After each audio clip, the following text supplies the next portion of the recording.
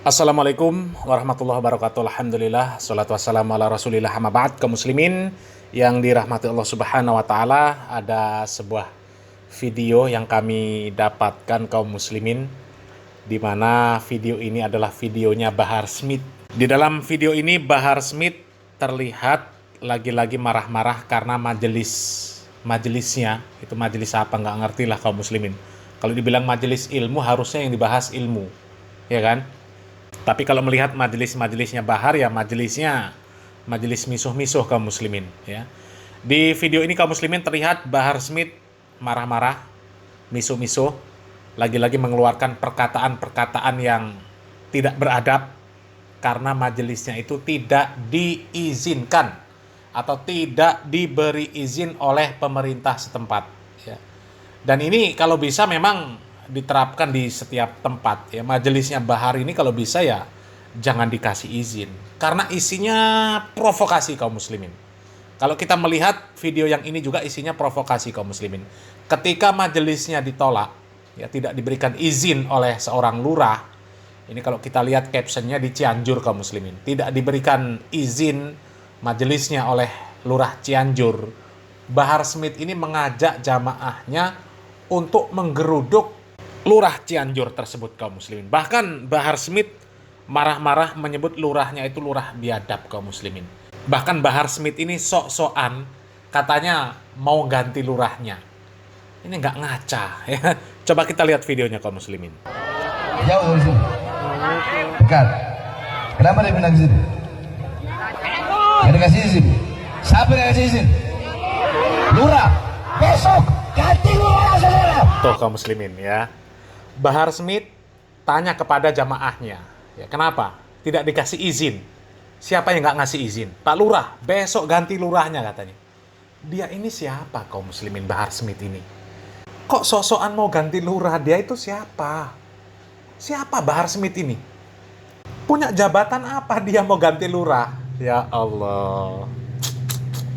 Dan jamaahnya juga kok masih ada gitu loh kaum muslimin. Orang yang jadi jamaahnya Bahar Smith. Mereka ini pikirannya kemana? Pikirannya kemana? Orang-orang nggak jelas seperti Bahar Smith kok dianggap sebagai penceramah. Ya Allah, parah. Coba kita lanjut lagi kaum muslimin. Hei, lurah biadab, lurah kurang ajar.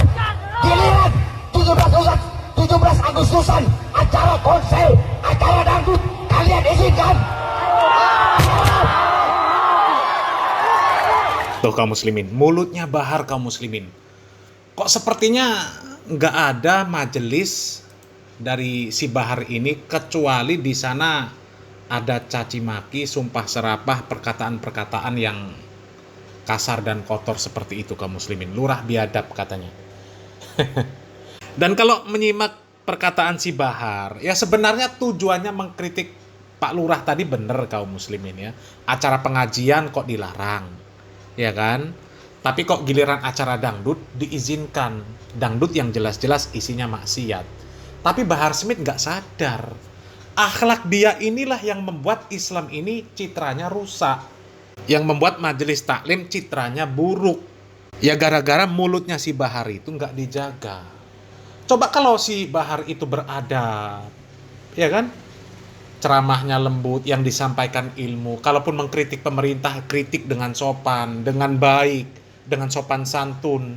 Ya tidak mengeluarkan perkataan-perkataan yang bernada menghina, mencela, merendahkan. Ya mungkin gak akan ditolak majelisnya si Bahar. Tapi karena si Bahar itu dikenal mulutnya rusak, ya akhirnya ditolak, ya. Karena sudah mulutnya kotor, memprovokasi masyarakat, itu kan berpotensi menimbulkan kerusuhan. Makanya pemerintah menolak. Dan itu wajar. Ya karena citra majelis taklim, ya citra pengajiannya si Bahar sudah buruk. Isinya caci maki, sumpah serapah, ya kemudian mencela pemerintah, menghina pemerintah, kata-katanya kotor, ya. Itulah yang dikatakan oleh para ulama, ya, al-islamu mahjubun bil muslimin. Kesempurnaan agama Islam ini terhalang oleh perbuatan umat muslim. Yang menghalangi kesempurnaan agama Islam ini, ya orang-orang seperti Bahar ini, memperburuk citra Islam. Apa iya Islam mengajarkan caci maki, sumpah serapah seperti itu?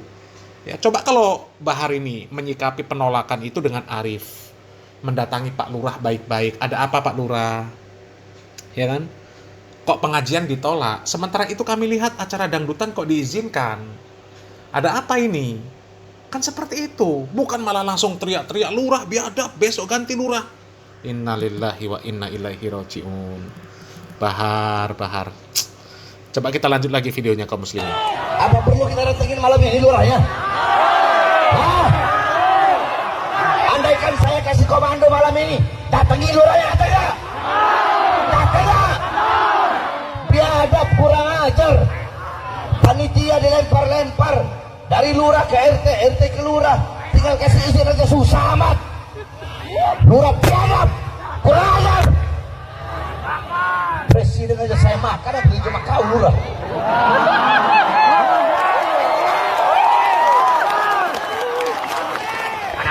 Jangan, nggak boleh begitu. Ini acara 17 Agustusan. Kita di sini mendoakan para pahlawan yang gugur demi bangsa, demi negara. Kok malah nggak dikasih? Giliran joget-jogetan, ikhtilat, campur laki perempuan, mabuk di situ, judi di situ, narkoba di situ, boleh. Nah, kenapa kau ditekan sama atasan Wan Camat? Bilang. Kenapa? Camatnya ditekan bupati? Bilang. Tuh kaum muslimin ya, apalagi sampai memprovokasi jamaahnya. Ya, katanya kalau saya ajak, saya intrusikan untuk mendatangi Pak Lurah malam ini, siap jamaahnya. Coba kaum muslimin. Presiden saja saya makan, apalagi lurah. Innalillahi wa inna ilaihi raji'un. Jumawa itu kaum muslimin ya. Sok-sokan kaum muslimin. Harusnya Bahar Smith ini ya introspeksi diri. Ya atau memang mendatangi Pak Lurah dengan cara baik-baik. Ditanya sebab apa kok ditolak, tidak diberikan izin sebab apa. Sementara acara dangdutan, acara musik yang isinya jelas-jelas terdapat kemaksiatan kok diizinkan. Dan kalau kita simak tadi sepertinya itu acara 17 Agustusan kaum muslimin ya. Kata Bahar tadi acara 17 Agustus untuk mendoakan para pahlawan. Ya, harusnya kan kalau majelis untuk mendoakan para pahlawan harusnya khusyuk kaum muslimin. Nggak ada sumpah serapah, caci maki. Ya. Dan nggak mungkin pemerintah itu nggak mengizinkan hal-hal seperti itu kalau tidak ada berbau provokasi. Nggak ada caci maki, nggak ada sumpah serapah, nggak akan mungkin nggak diberikan izin kaum muslimin. Wong dangdutan saja diberikan izin kok. Tapi karena memang majelisnya Bahar ini dinilai lebih buruk dari majelis dangdut tadi, makanya nggak diberikan izin. Harusnya Bahar introspeksi diri. Karena majelisnya itu dikenal dengan majelis yang nggak beradab. Ya kan harusnya introspeksi diri kaum muslimin, bukan malah mencak-mencak. Harusnya introspeksi diri, membenahi majelisnya. Jangan sampai majelisnya ini dinilai lebih buruk daripada majelis dangdutan. Gitu loh kaum muslimin, ya. Sekarang kami analogikan lah kaum muslimin. Ada pondok-pondok pesantren yang di pemberitaan-pemberitaan itu kan ada pondok pesantren yang melakukan kasus CABUL AN. Kan ada itu kaum muslimin. Berapa banyak ya santriwati dihamili oleh pimpinan pondok pesantren.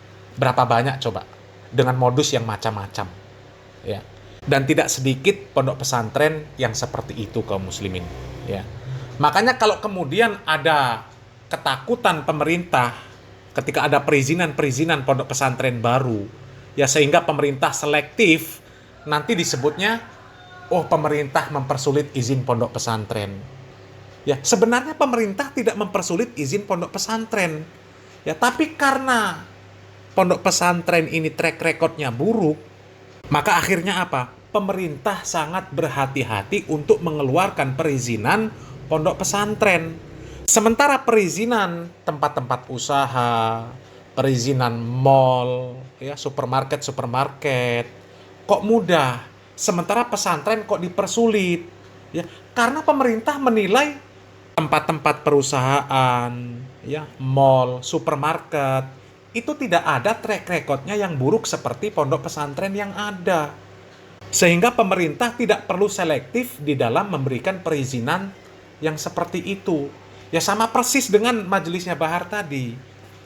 Lah kalau majelisnya Bahar terkenal dengan caci maki, sumpah serapah, memprovokasi jamaahnya untuk melawan pemerintah, maka wajar kalau kemudian tidak diberikan izin.